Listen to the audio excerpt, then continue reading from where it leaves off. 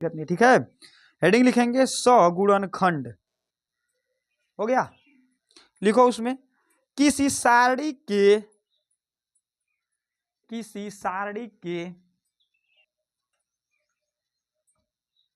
किसी अवयव का 100 गुणनखंड, किसी सारणी के किसी अवयव का 100 गुणनखंड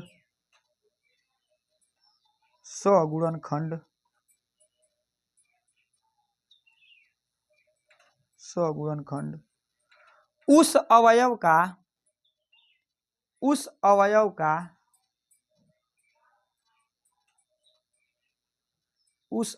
का उचित चिन्ह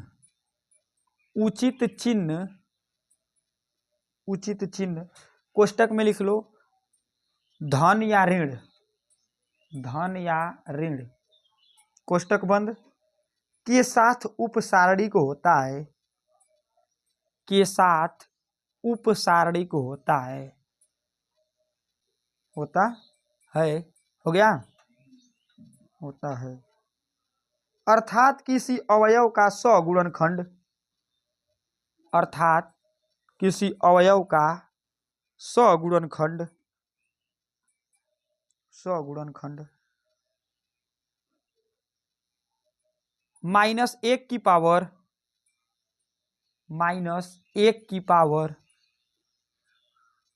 r प्लस सी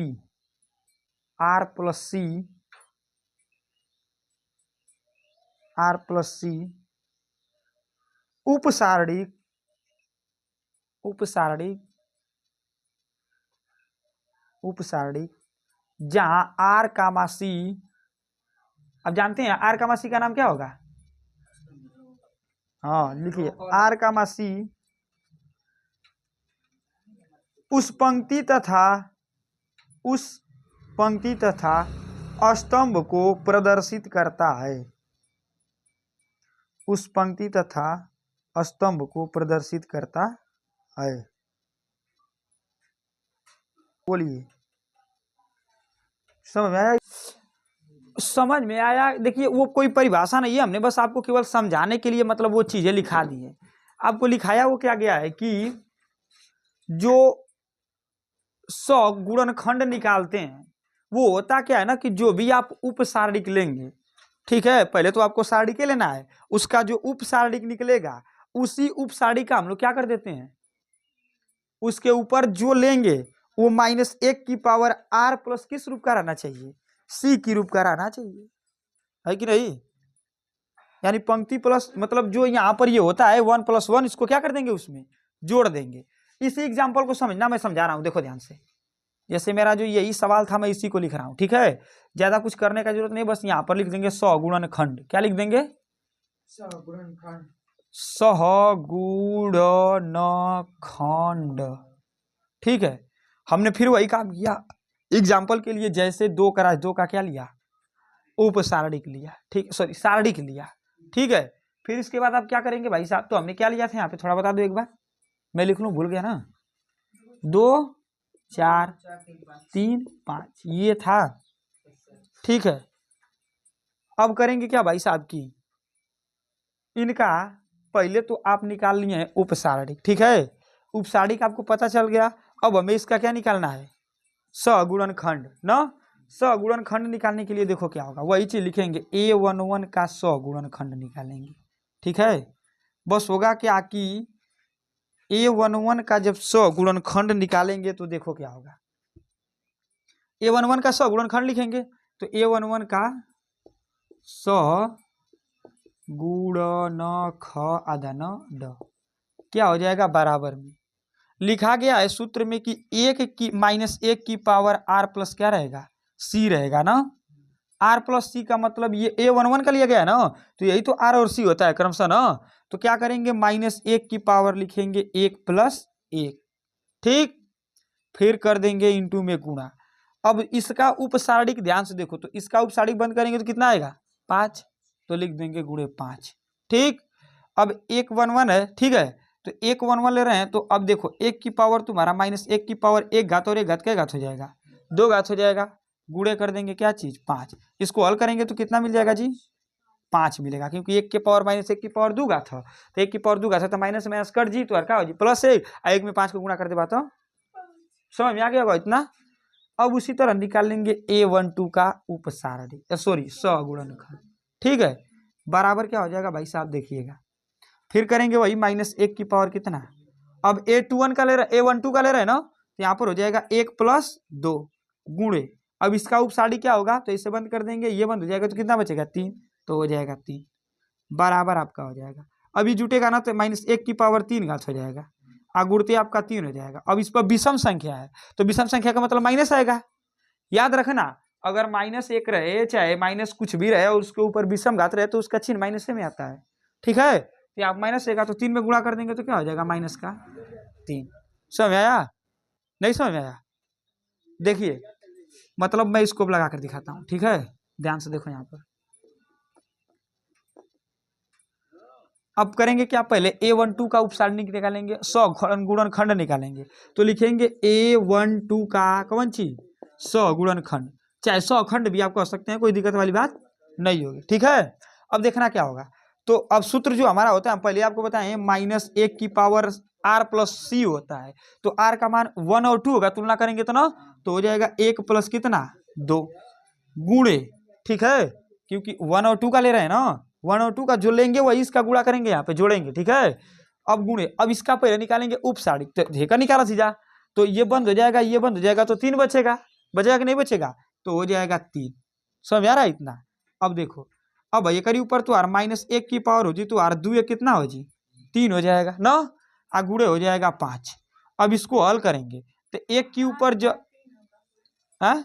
तो हो जाएगा -1 गुणे -1 गुणे -1 होगा, 5 में सॉरी गलती लिख दिया जी, 3 होगा यहाँ पे, ठीक है, करी ऊपर जगह तो तब लिखल जी, तो देखा ए माइनस से माइनस तो क्या हो जी कट जी, गुणे 3 है तो 3 कर देंगे। अब बच जाएगा आपका 1 में 1 का गुणा करोगे 1 ही बचेगा, 1 का -1 में करोगे तो -1 ही हो जाएगा, गुणे कर दोगे कितना 3, तो कितना हो जाएगा तुम्हारा यहाँ पर, अब 3 का 1 में गुणा करोगे तो -3 हो जाएगा, होगा कि नहीं होगा, यानी इसका जो सखंड होगा वो क्या होगा -3 होगा, तो इसी को डायरेक्ट तो किए थे बस, ठीक है, ऐसे ही निकालना है आपको, तो यहाँ पर हो जाएगा -3, डायरेक्ट लिख देते हैं -3, ठीक है। उसी तरह किसका निकालेंगे, इसका, तो हो जाएगा इसका, इसके लिए क्या बनेगा A21 बनेगा कि नहीं बनेगा, तो A21 का सगुणनखंड बराबर, अब होगा -1 की पावर 2 + 1 गुणते, अब इसका पहले उपसारणी, तो इसके सामने वाली पंक्ति को स्तंभ को बंद कर देंगे, क्या बचेगा जी 4 बचेगा, तो हो जाएगा 4। अब देखो इसको जोड़ देंगे तो -1 की पावर 3 घात हो जाएगा ना, 2 कितना होगा 3 हो जाएगा, गुणे हो जाएगा आपका कितना 4। अब देखो फिर विषम संख्या आ गई, यानी -1 रहेगा, यानी कि गुणा कर देंगे 4 में तो -4 हो जाएगा, समझ में आ रहा है ना, ठीक है। अब इसके बाद किसका निकालेंगे भाई साहब, उसी तरह किसका, मैं इसका नहीं मिटाना चाह रहा था लेकिन मिटा ही दो, ताकि मैं अब आगे करके दिखाऊंगा 3 का 3 का क्या करूंगा, है कि नहीं, तो इसका निकालेंगे उसी तरह किसका A22 का, यानी 5 वाले का, तो लिखेंगे A22 का सगुणनखंड बराबर क्या हो जाएगा भाई साहब, यहाँ से -1 की पावर हो जाएगा 2 + 2, क्योंकि 2 लिया जा रहा है ना, फिर गुणे, अब इसका उपसारणी, तो इसके सामने वाली पंक्ति स्तंभ को बंद कर देंगे, कितना बच जाएगा 2 हो जाएगा, ठीक। क्या होगा यहाँ से देखो, 1 की पावर तो हर घात हो जाएगा 4 घात, तो -1 की पावर हो जाएगा 4 घात, गुणे हो जाएगा 2। अब एक प्लस आई, हम अभी बताइए 4 सम संख्या ना, तो एक मतलब प्लस आई, जब सम संख्या तो 1 गुणे हो जाएगा तुम्हारा कितना, तो 1 गुणे 2 यानी कि 2 हो गया, ये इसका निकल गया सखंड। बताइए समझ में आया कि नहीं, इतना करके आप छोड़ देंगे, ये आपका सब क्या निकल गया सखंड निकल गया, ठीक है, चाहे सगुणनखंड बोल सकते हैं। ये 2 × 2 का था, ठीक है। अब ऐसे ही निकालते हैं कितने का 3 × 3 का, ठीक है। चलिए देखिए 3 × 3 का प्रोसेस वही करते हैं, ध्यान से देखिएगा, कुछ होगा नहीं। थोड़ा इसका मान बोलो, मैं क्या लिखा था, हाँ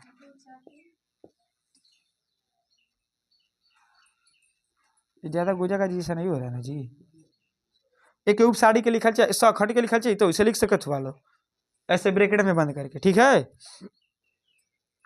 इसका कितना था 2 4 3, फिर 2 3 1 5 3 4, ये है इसकी तुलना हमने उससे कर दिया।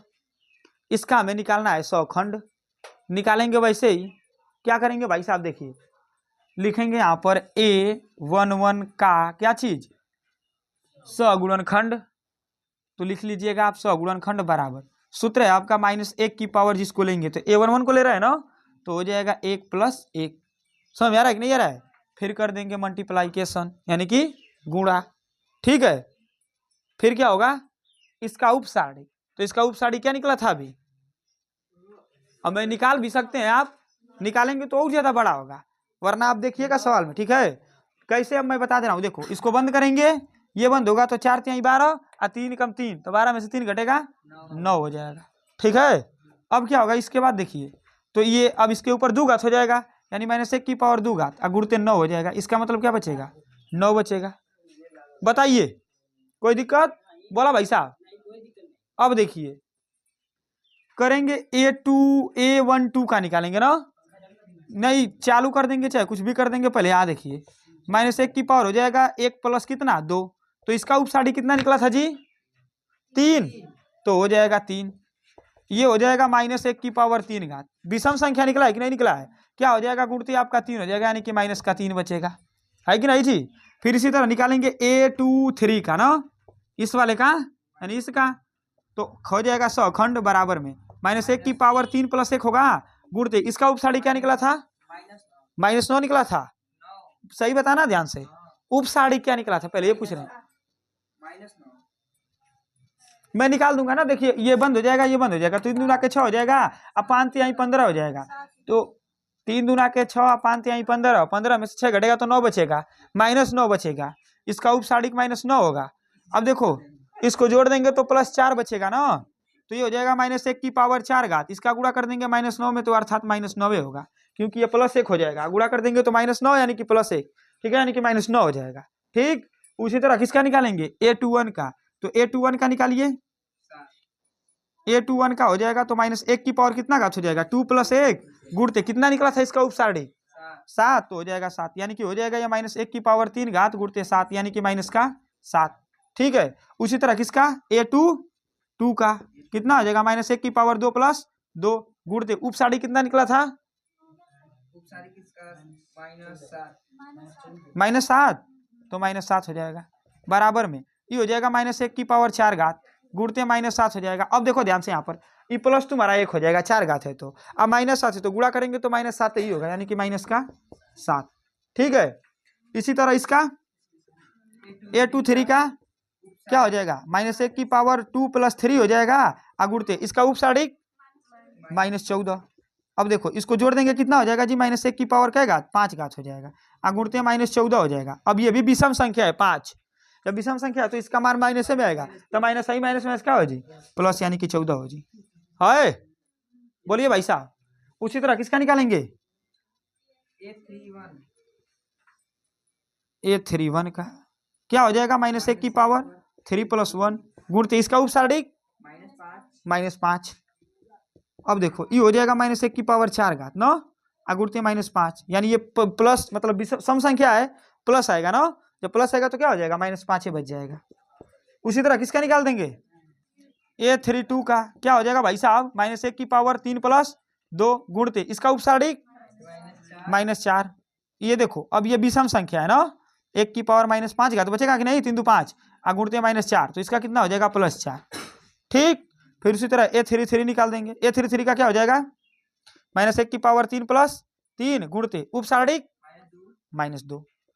तो अब देखो ये -1 की पावर 6 घात हो जाएगा, जबकि 6 आपकी कौन संख्या है सम संख्या है, तो -2 मिल जाएगा। अब इसको आप देखिए यही आपका आंसर हो गया, ये निकल गया इसका 100 खंड सम। स्तंभ ऐसे बनाना पड़ेगा तो बना दीजिएगा, किताब में दिया होगा तो, वरना ऐसे भी करके छोड़ देंगे क्या हो जाएगा आंसर हो जाएगा।